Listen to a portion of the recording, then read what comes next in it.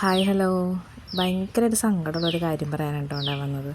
ഞങ്ങൾ കഴിഞ്ഞ ദിവസം ഒരു സ്ഥലത്തു നിന്ന് ഒരു ചെടി വാങ്ങിച്ച് ഇവിടെ കൊണ്ടുവന്ന് വെച്ചിട്ടുണ്ടായിരുന്നു. അതിനകത്ത് ആദ്യമായിട്ട് പൂവുണ്ടായി. ഞങ്ങളത് കണ്ട് ആസ്വദിച്ച് തീരുന്നതിന് മുമ്പ് ഇതിനു മുമ്പ് വീഡിയോയിലൊക്കെ ഞാൻ ആ പൂവ് ഉൾപ്പെടുത്തിയിട്ടുണ്ട്. ആ വീഡിയോ ഞാൻ അത് കാണിക്കാം കേട്ടോ. ആ പൂവ് ഉണ്ടായി നിൽക്കുന്നത് കണ്ട് കൊതി തീർന്നിട്ടില്ല.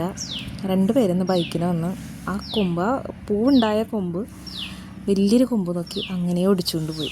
ഞങ്ങളുടെ അനുവാദമൊന്നും ചോദിക്കാണ്ട് തന്നെയാണ് അത് ചെയ്തത്. എത്ര മോശമായിട്ടുള്ള കാര്യമാണെന്നറിയോ അത്. നിങ്ങളായാൽ പോലും ഒരിക്കലും ഒരു ചെടി കണ്ട് ഇഷ്ടപ്പെട്ട് നിങ്ങൾക്കത് വേണമെന്നുണ്ടെങ്കിൽ നിങ്ങളവിടെ വീട്ടുകാരോട് പോയി അനുവാദം വാങ്ങിച്ച് അവരോടത് ഒടിച്ച് തരാൻ പറയുമോ, അല്ലെങ്കിൽ നിങ്ങളോട് ഒടിക്കാൻ പറയുകയാണെന്നുണ്ടെങ്കിൽ നിങ്ങൾക്കത് ചെയ്യാം. പക്ഷേ ഇതാണ് കേട്ടോ ആ പൂവ്.